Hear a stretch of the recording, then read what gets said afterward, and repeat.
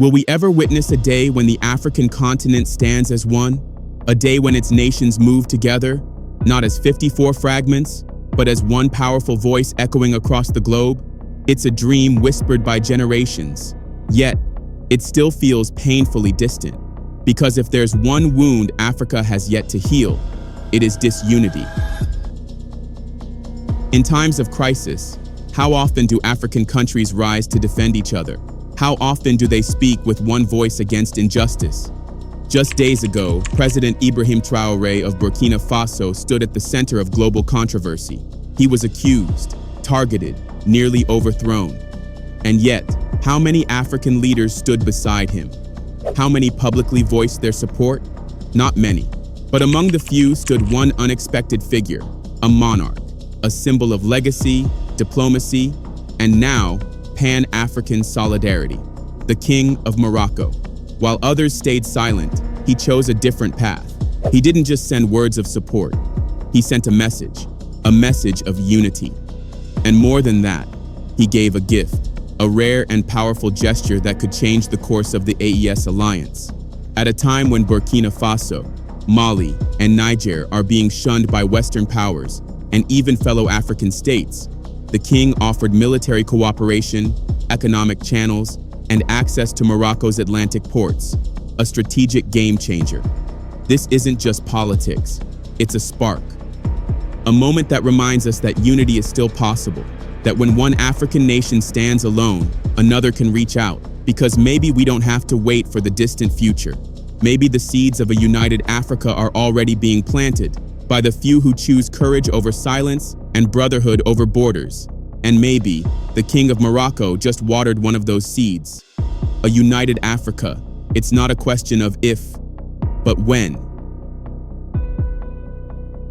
At a time when Burkina Faso, Mali, and Niger are struggling to assert their sovereignty and rebuild from years of instability, many of their African neighbors have turned a blind eye.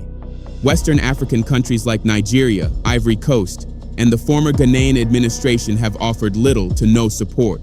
Worse still, some have actively undermined these Sahel nations. Instead of extending solidarity, they've aligned themselves with foreign powers, making it harder for the Alliance of Sahel States, AES, to combat insecurity and reclaim control over their territories. Ivory Coast and Benin have become clear examples of this betrayal.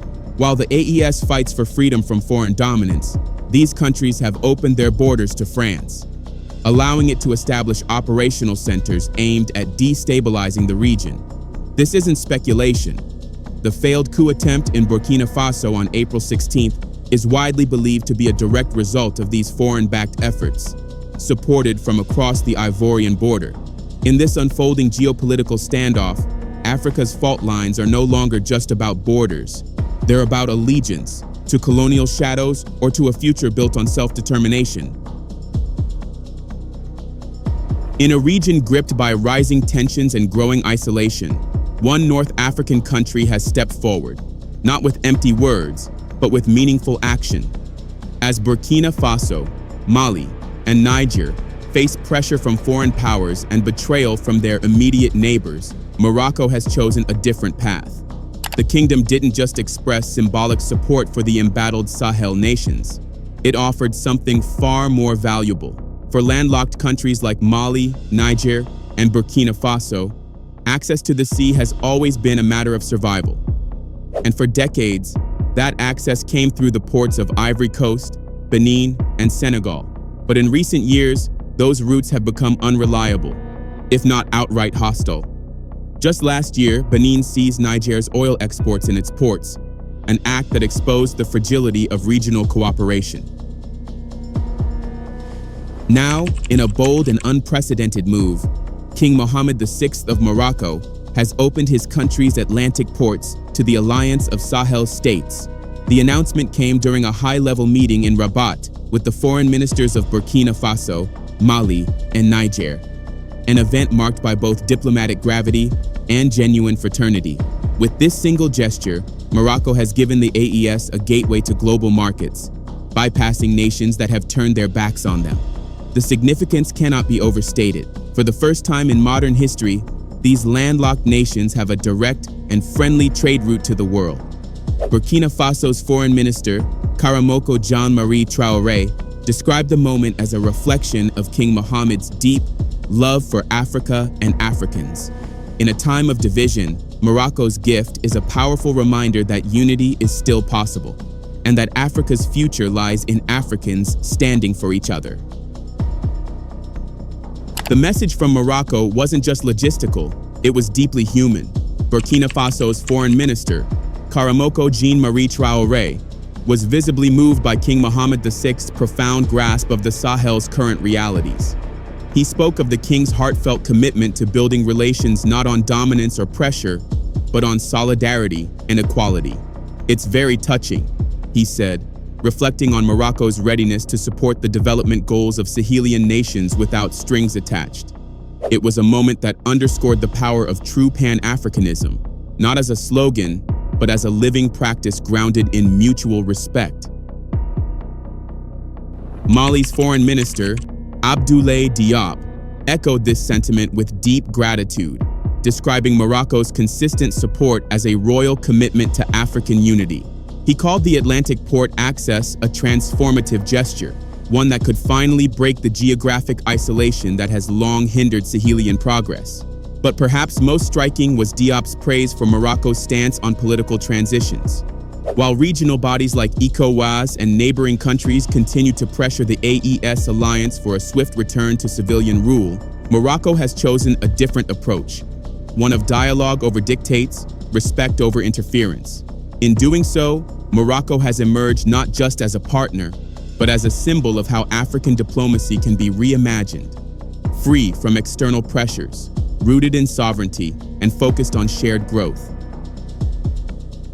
What many don't realize is that this Moroccan initiative wasn't born overnight. It was first announced back in November 2023, long before the latest political tensions and failed coup attempts. This recent meeting in Rabat was not a new proposal, but rather a reaffirmation of a promise made by King Mohammed VI. At that time, the king declared that Morocco was ready to open its road, rail, and port infrastructure to the Sahel nations, on one simple condition: that the AES countries develop the local infrastructure needed to integrate into Morocco's existing transportation and communication networks. It was a forward-thinking plan, one that required vision, collaboration, and long-term commitment. The intent behind this gesture has always been clear. As highlighted by both Malian and Moroccan officials, Morocco's leadership has consistently shown that it has the Sahel in mind. Foreign Minister Nasser Bourita revealed that the king has not only granted AES countries access to ports, but has also taken significant steps like canceling their debts and lifting customs duties on their exports. But this leads us to a crucial question. Why is Morocco doing all this, when so many others have chosen silence or opposition? The answer lies in a simple yet urgent truth. Insecurity in the Sahel is not just a local problem. Since the fall of Muammar Gaddafi, violence and instability have spread like wildfire across the region. Morocco understands that if left unchecked, this chaos could consume the continent. And unlike others who wait for foreign powers to act, Morocco is stepping forward as a neighbor, a partner, and a fellow African nation committed to stability and unity. Some may ask, how does access to seaports solve the insecurity in the Sahel? It's a valid question, but one that reveals how misunderstood the roots of this crisis truly are. According to Moroccan Foreign Minister Nasser Bourita, King Mohammed VI holds a view that sharply contrasts with the dominant Western narrative. While the US, France, and much of the international community have focused exclusively on military interventions and counterterrorism campaigns, Morocco has chosen a different path, one that targets the source, not just the symptoms. The king believes that development is the most powerful weapon against insecurity. Where others see guns and soldiers as the answer, Morocco sees infrastructure, trade, and economic opportunity. And the logic is undeniable. Why do jihadist groups thrive in the Sahel? Because they prey on the forgotten, on villages so impoverished and neglected that the promise of food, money, or mere survival becomes enough to lure people in. These extremist groups embed themselves in broken communities, offering false hope to the most vulnerable: children, some as young as 7, are groomed into child soldiers. They are not born into hate, they are born into hunger. But what if those same communities had schools, jobs, clinics, and working roads? What if families had hope? In that world, extremism would have no fertile ground to take root. And this is exactly the future the King of Morocco envisions. A future where development becomes the shield that protects the Sahel, not just from terror, but from despair. The second reason behind Morocco's bold initiative lies in something deeper than geopolitics, history and principle. For generations, Morocco has shared a tradition of mutual aid and solidarity with the countries of the Sahel. According to Foreign Minister Nasser Bourita, King Mohammed VI has always placed high value on these ties, nurturing them with both words and actions. The current royal initiative is not an isolated act of goodwill. It is part of a long-standing personal commitment by the king to stand beside the Sahel nations in their moments of need. This is what African unity should truly look like. Not competition or condemnation, but cooperation, brotherhood, and unwavering support. When one nation stumbles, others should lift it, not step aside. Perhaps most inspiring is the king's unwavering belief in the Sahel's potential. Where many see problems, the king sees opportunities, Bourita said. It's a mindset that Africa desperately needs. While some leaders view the region through the lens of crisis and instability, King Mohammed envisions a future of growth, transformation, and shared prosperity. He rejects shortcuts and superficial solutions. Instead, he advocates real investment in development as the only sustainable way forward. It's a powerful contrast to the silence of many African governments, especially when it comes to the AES. Because unlike many so-called democracies on the continent, the military-led alliance of Mali, Niger, and Burkina Faso has shown more commitment to African integration than most. From the beginning, they've rejected foreign control, stood firm on sovereignty, and dared to imagine a united future, one built by Africans for Africans. In July 2023, when a coup erupted in Niger and ECOWAS threatened military intervention, a defining moment in African geopolitics unfolded. Mali and Burkina Faso, both under military leadership themselves, stood up as one voice to defend their Sahelian neighbor. What made this act of solidarity even more powerful was that, at the time, these three nations hadn't yet formed any formal alliance. Each leader was still navigating the internal complexities of their transitions. And yet, when faced with a common threat, they didn't hesitate. They made their position clear. Any attack on Niger would be considered an act of war against all three. That single declaration became the foundation of the unity we now see within the AES bloc, a brotherhood forged not in comfort, but in crisis. This spirit of solidarity has only deepened over time.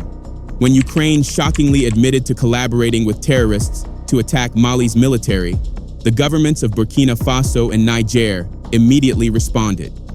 Without hesitation, they expelled Ukrainian diplomats and publicly condemned the aggression. And yet, as the world watched, the Western powers remained silent. No condemnation, no accountability, just silence. This glaring double standard only strengthened the resolve of the AES alliance. In stark contrast to the fragmented and foreign-influenced leadership of ECOWAS, the unity within the AES is based on shared struggle, mutual respect, and a refusal to be dictated to by outside powers. While others focus solely on pressuring these countries to return to civilian rule, the AES has prioritized sovereignty, security, and genuine African-led solutions. Their resistance to ECOWAS military threats, especially plans pushed by Nigerian President Tinubu, wasn't just about politics. It was a stand for dignity, independence, and the right of Africans to chart their own path. But ECOWAS didn't stop at threats. It unleashed crippling economic sanctions on Mali, Burkina Faso, and Niger, sanctions that devastated their already fragile economies. In Niger, the impact was immediate and tragic. With Nigeria cutting off electricity and trade, hospitals were left without power, medicine, or basic supplies. Hundreds of lives were lost, not because of war, but because of policy. ECOWAS justified this by claiming to defend democracy. But if democracy is truly about the will of the people, then what do we say when the people support the very military regimes ECOWAS is trying to crush? These were not coups forced on the people. They were welcomed, in some cases even celebrated. Instead of understanding this deeper context, ECOWAS chose to mirror the Western response: punish, isolate, and pressure. What makes this more baffling is the sheer hypocrisy. The bloc claims to stand for democratic values, yet it looked the other way when a coup happened in Chad.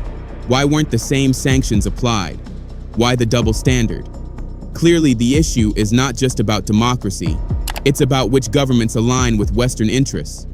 And the African Union has shown no better leadership. When insecurity first gripped Mali, the AU was nowhere to be found. It didn't coordinate with Malian authorities, didn't attempt to understand the roots of the crisis, and didn't act until it was too late. Left abandoned, Mali had no choice but to call on French forces. But rather than help, that intervention only deepened the chaos. Years later, the violence is worse, the region more unstable, and the promises of international help have turned into bitter memories.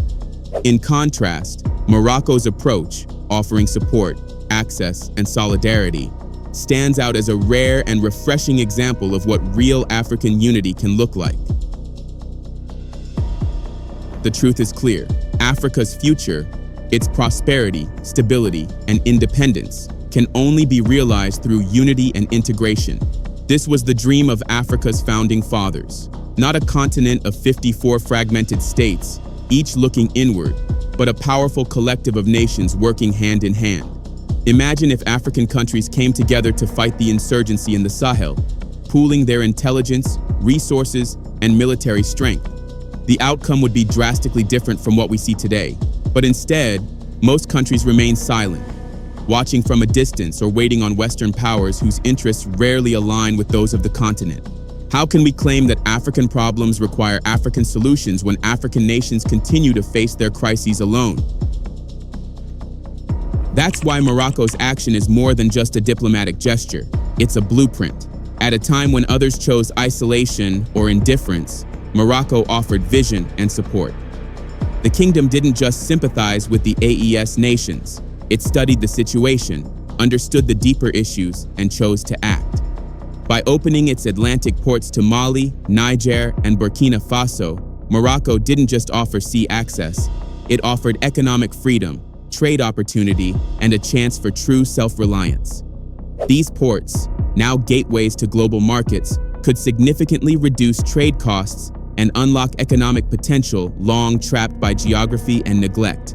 In a continent where unity often exists only in words, Morocco's initiative stands as a rare example of what it truly means to be your brother's keeper. It is this spirit of cooperation, of action, of solidarity that must guide Africa forward. Kudos to Morocco for this wonderful initiative. If more African countries extend helping hands to each other and work together instead of doing their own thing, the vision of a new Africa, a strong Africa, a bold Africa that takes responsibility for defending its interests, and an Africa influential in the concert of nations would be achieved in the shortest possible time. What are your thoughts? Let us know in the comments section below. Don't forget to like, subscribe, and share this video.